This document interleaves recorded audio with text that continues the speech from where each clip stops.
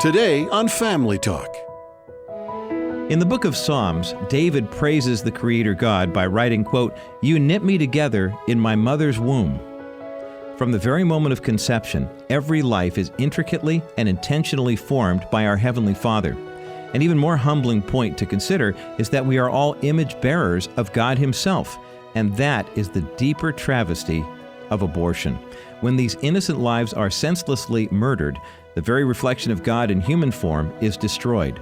The precious life in the womb deserves protection, and we hope that you'll stand with us in that fight. Today here on Family Talk, we continue observing Sanctity of Human Life Month with the remainder of Dr. James Dobson's interview that we began on yesterday's program. His guests were John and Marlene and Hannah Strege. Back in 1999, John and Marlene became the first couple ever to adopt and implant a frozen embryo. Since that time, this process has been referred to as a Snowflake adoption. Well, today's conversation revolves around the legal and societal response to this revolutionary idea. The Streges will address their pro-life advocacy and how they are educating people about, quote-unquote, snowflakes. Now, their daughter Hannah will also share the way she explains her origins to others and what she hopes to accomplish in life as the first ever snowflake baby. We begin today with Dr. Dobson and the Streges reflecting on a precious interaction they had nearly 20 years ago. It's a wonderful story. I know it's going to touch your heart. Hannah, your dad talked about the number of times that we did radio programs with you and on your story. I wonder if you remember coming to Focus on the Family. You were 2 years old, and at that age, I had you in the studio, and I held you on my lap, and you sang, "Jesus loves the little children, all the children of the world." I do remember it. I've heard it. My mom plays it sometimes. Do you have that recording? I do. Yeah, I do. I do. How many songs can you sing? 3. You got 3 songs? All right, sing another one for me. Jesus loves the children, always Jesus on the road. Is it back away? It push it is the sea. Jesus loves the children on the road. I love you, children. That is so precious. What did she say right at the end? She whispered, "I love you, Dr. Dobson." Oh, my goodness. Isn't that incredible? And you do recall that. I do recall it. I think that being in the broadcast studio with you is like home because it just reminds me of doing that years ago, too. But. Oh, that was so exciting for me. So that broadcast, unbeknownst to anybody, aired the same day that President Bush gave his decision on federal funding for embryonic stem cell research, August 9, 2001. And so all day long... Let me clarify that. The reason we're so passionately opposed to embryonic stem cell research, first of all, it doesn't work and has never accomplished anything. Nobody's ever been healed by... That's right. that approach to research. And the other, of course, is that the baby dies inevitably. Exactly. And so we were opposed to it, and George W. Bush got that message. He understood that, and he took a stand to be opposed to embryonic stem cell research and to oppose money for that purpose. Mm-hmm. And instead, stem cell research on adult individuals has been marvelously successful. It's my understanding, too, that adult stem cell treatments have already treated 2 million people, and embryonic stem cell is 0. And yet our government is still funding embryonic. Okay, George Bush vetoed that legislation. There was a bill in Congress that would have funded this embryonic stem cell research. Right. He vetoed it. Yeah, 2005, Marlene and Hannah were there at the White House, and he let it be known he was not going to fund embryonic stem cell research. And the Democrats primarily, and some Republicans, continued to push it. And it got to 2006, and they got it passed by both the House and the Senate, and he vetoed it, his first veto of his presidency. Very controversial. But there was another president yet to come who took a different position on it, Barack Obama. Yes. Tell us that story. So I believe he did an executive order to overturn the veto. So we have been funding embryonic stem cell since that time. Did you fight that one? Hannah sent a letter to him. I believe she was 10 years old, and that's in the book as well. And it was just very, 10-year-old, very forthright. Dear President Obama, I do not like how you're treating snowflakes, and you need to stop. Well, I said many times in that era that Barack Obama was the primary abortion president. That characterized his early years from my perspective. And in this one, he came down on the wrong side, and it is still in place today. Yes, and so, with 2 million people being treated with adult stem cell and 0 cures from embryonic stem cell research, we would just encourage Congress and our president to look at those numbers and then to look at these snowflake babies that are being born. There is a purpose for these embryos, these frozen embryos, and it's to be adopted if the original family's not going to go back and get them.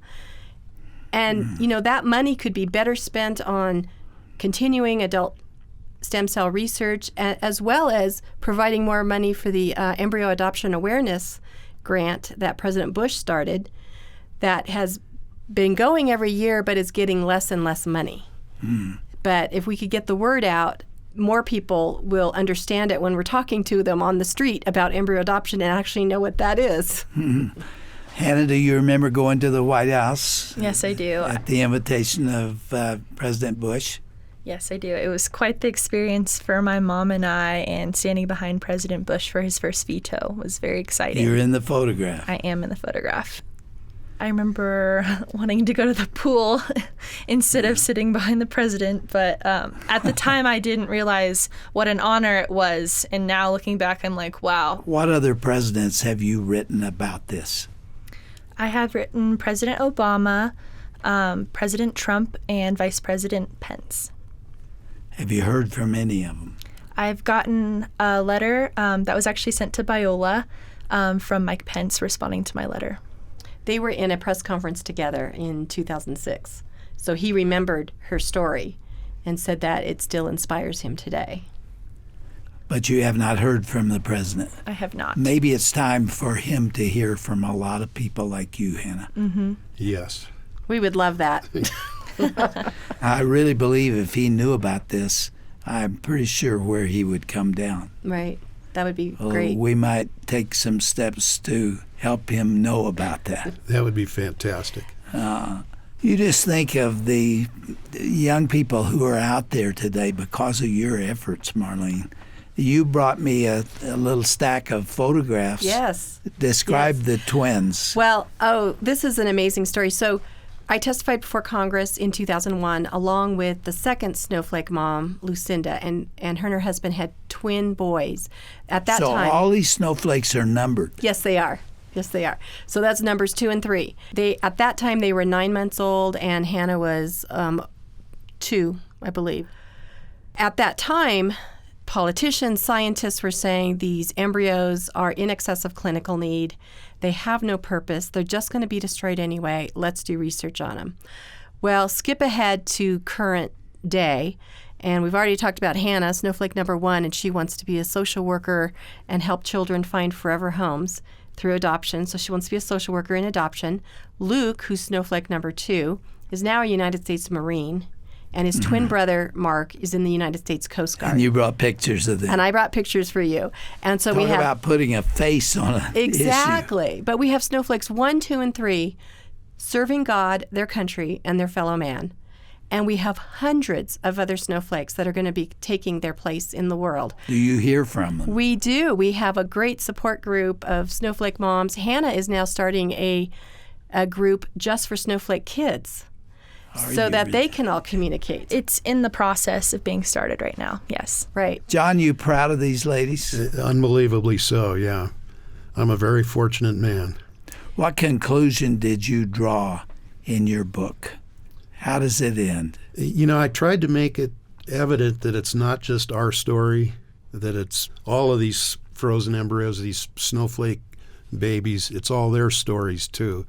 And collectively, they're all going to grow up and help make the world a better place. It's not just about Hannah, Marlene, and me. It's about the whole movement. It's a pro-life movement of a different sort. Does your heart grieve for 1 million babies? It does, yes. Frozen. Yeah, in just waiting for a lab. chance. I wonder if there aren't people listening to us right now who are wishing that they could take advantage of this opportunity. Talk to them, Marlene. Well, I certainly... Especially the young women. Exactly. I certainly would encourage you to look into Snowflake, snowflakes.org, as well as families that have remaining embryos, and you just don't know what to do with them. And you know that those are your children's siblings. And I really think you need to make a plan for them and look into adoption. And I think you would be very, very pleasantly surprised at some of the options and some of the, you're not just going to be maybe giving them to a family and never knowing what happens. You would have an open adoption. So you would know exactly what's happening to those children. Those and the women and couples who are just yearning for a child and want to have a baby, this might really work for you. It has for many other women. It has. I wanted to come back to the point, though, about the other snowflakes that I brought pictures of. So many of these kids now, they're going off to college. So we have Tanner, who's number 8, who's at Grand Canyon, and his mom says he's getting straight A's, and he's an accounting major. We have identical twins, Sam and Ben, who are now a freshman at Oklahoma State. And some younger ones, the Gilly girls, are just phenomenal. They are singers. They've been called musical prodigies. So it's Snowflake number 39 and 40, and their twin sisters, 100 and 101. So 2 sets of twin girls, and they sing country and gospel, and they have CDs, and they do tours. And how can people get in touch with them? They can go on gillygirls.us and look up their website and hear their music. Do they travel and They do travel and sing. Yep. Mm-hmm. Oh. Hannah, let's talk some more about you. You're in your 3rd year of Biola. Yes, sir. And you're majoring in sociology. Yes.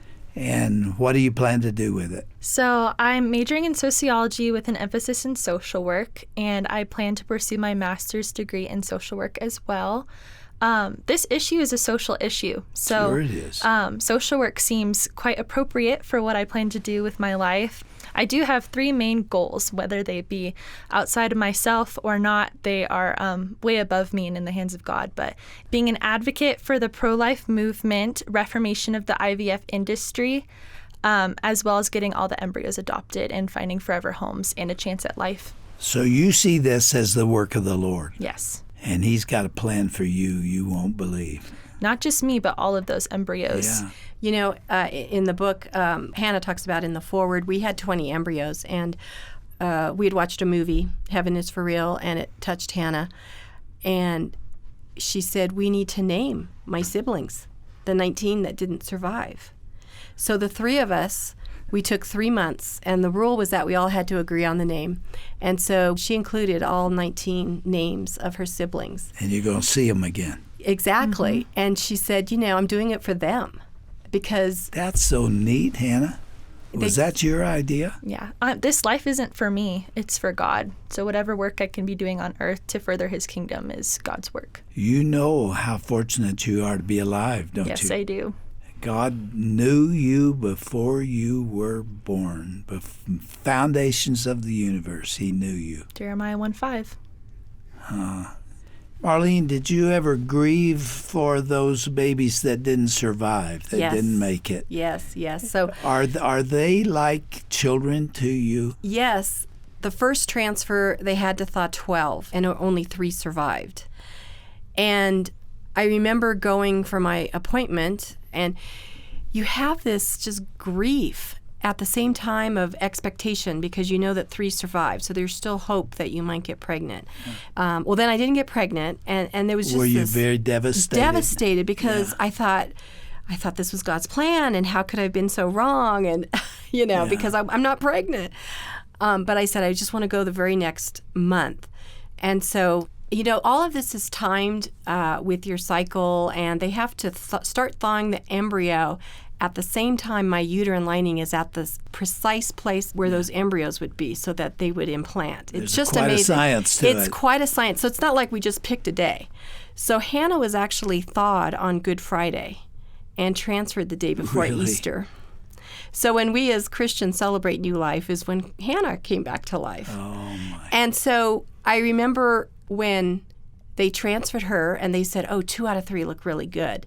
So, you know, I thought I was going to get pregnant with twins. Would that have been okay with you? That would have been fine too. And then when they did the ultrasound, and then, you know, it showed that one baby. But I just remember being elated and grieving at the same time. And I just remember that was just such a odd place to be in. How can you be so elated and so heartbroken Marlene, at that the is same the time? backstory to this entire situation. It's your love for life, your love for these babies that God has created, and they are indeed human when they are fertilized. Right. An embryo is a human being. Right, right. And I also remember the time when I kept thinking, you know, I want to get pregnant, I want to get pregnant. And then I had this thought, I'm like, oh my goodness, my broken body is saving a life. My body was broken because I had infertility, but I was actually saving a life. And I thought, it's not about me, it's about the baby. John, do you feel that too? Absolutely, yes. Did you ever have feelings of disappointment because you couldn't be a father? Oh, absolutely, yeah. I mean, we'd been planning it for quite a while, but again, women want to be pregnant, experience pregnancy. I would have been That's okay with unique. Yeah. Before she threw that out as an option to, can we adopt frozen embryos, I had started thinking, well, we'll go through traditional adoption or... And you know, what we discovered through that is we're not in love with our egg and our sperm. We're in love with the child. Yeah. And it didn't matter. It doesn't matter that she's not genetically related to us at all because she's our child. She's just our child, you know? Yeah, well, and that's the we feel thing. that way about Ryan. Right, and that's what I want like women and couples to understand about adoption. It opened up a whole new world to us that we wouldn't miss for anything. Having been through this and new friendships and the new families, you know, it's been a great ride. And I always say, if you stick with God, watch out for the wildest ride of your life. Do your professors know about this? Have they talked to you about it? I try to talk about my story as openly as possible, whether that's incorporating it into essays or conversation or visiting with office hours with my professors and just talking to them and letting them know this is an option and letting them know this is my story and how I intend to use it. It's been such a gift. Do any of your classmates know about it? It's not something I vocalize right when I meet somebody, but certainly after we've known each other a little while, I'll get to it. Do they understand it? I think they understand it better than some adults, for sure. She's had a couple funny things happen at Biola. One of them was when she was taking her ethics class. And one of the topics, she said, I can't wait till they get to the embryonic stem cell research one. So the professor's talking about embryonic stem cell. And at the very end of the class, the professor says, and you know, these frozen embryos can be adopted now. And he didn't know he had a student. She knows now that Hannah went up and talked to her afterwards. And then she'd see friends and they'd say, hey, Hannah, we just talked about you in our psychology class today. So this is really coming into academia. We just hosted 2 girls from the University of Copenhagen who's doing their master's thesis in embryo adoption, and they heard about it from their medical anthropology class. So they came to the States to interview Snowflake families. And what they found was that faith was an integral part of so many of the Snowflakes stories that they're now incorporating that into their research studies. Is that right? So we've been studied. We've had anthropologists come to our home from Canada. We've had social work studies from England, as well as psychology studies from England. So it's just a topic that's being studied by so many different areas, you know. Marlene, talk to the women out there who are infertile. That is a very painful experience in life, isn't it? When I talk to you, that's what I remember most, that you desperately, I use that word, desperately wanted to be a mother. Yes, and so with our particular diagnosis, too, of premature ovarian failure, it meant something different for me than it did for John, because for me, it meant that I was not going to be able to carry a child or have that experience. I'd never feel a baby's kick or nurse a child, and all of those things that I wanted to do. I wanted to have, buy the maternity clothes and do all of that. So it was devastating that I wasn't going to be able to do that. And then with the idea of embryo adoption, not only was I saving a life, I was going to be able to experience that. And this is such a woman's issue. That's another thing that's under the radar, that nobody talks about this as a woman's issue. But every woman, every Snowflake mom that I come in contact with, this has resonated with them, that they were able to carry their child, that they were able to affect their child while it was growing in them, and with what they eat and that type of thing. Well, tell them again how they can get more information about this. Go on to snowflakes.org.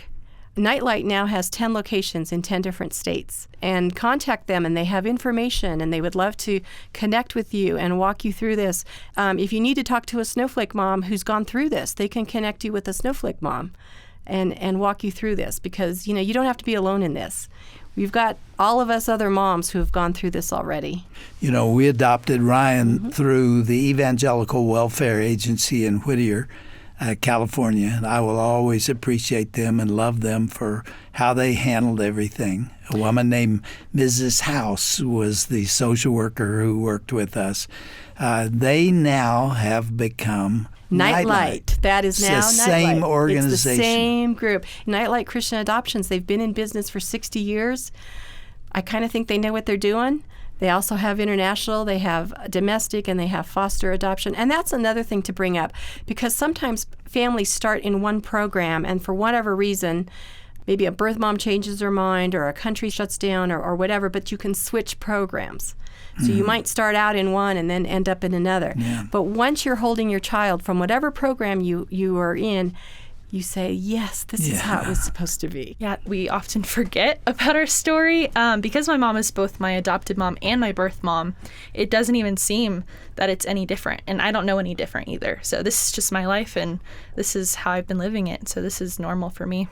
It's really a celebration. When we get together with other Snowflake parents, it's a celebration. Celebration of life. Hannah, I have had a special love for you since you were born. I have kind of felt like I'm your godfather. And to have you come here today and talk about it, you're a college student and you love the Lord and you got a purpose and plan in life, and to see it from beginning to this point is really meaningful to me. I appreciate your being with us and appreciate your being willing to open people to this aspect of your private life.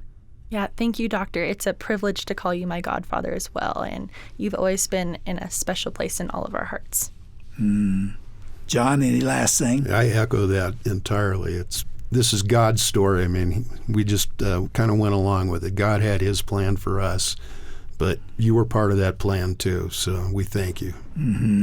Well, we certainly think of you as Hannah's godfather, and we have over all these years, and we're very proud to say that to people that we meet. And again, I don't know if I ever thanked you for answering that letter and calling me, but thank you that's its own much. reward. Oh, my goodness, yeah. Wow. So thank you.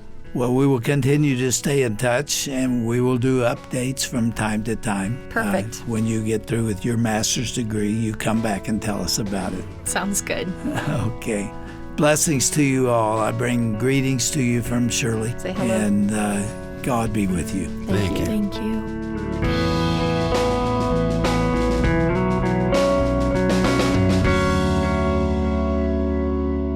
Well, what an important discussion we've been listening to over the past couple of days here on Family Talk. Dr. James Dobson's guests have been John, Marlene, and Hannah Strege. You can learn more about their story and also Nightlight Christian Adoptions by visiting our broadcast page at drjamesdobson.org. That's drjamesdobson.org, and then tap on the broadcast icon at the top of the page. Well, that's all the time we have for today. Tomorrow we continue to honor the Sanctity of Human Life Month through Dr. Dobson's interview with Dr. William Lyle. He is an outspoken pro-life OBGYN who fervently fights for the life of the preborn. You'll learn more about his story on the next edition of Dr. James Dobson's Family Talk. I'm Roger Marsh. Thanks for joining us today. This has been a presentation of the Dr. James Dobson Family Institute. Hi, everyone. This is Dr. Tim Clinton, Executive Director of the James Dobson Family Institute. Our ministry here exists to honor the Lord through ministering to today's families and marriages all over the world. And as the JDFI, the James Dobson Family Institute, continues to grow, we need your help. Visit us, will you do that, at drjamesdobson.org, or call us toll-free at 877-732-6825. Stand with us and fight for righteousness and culture.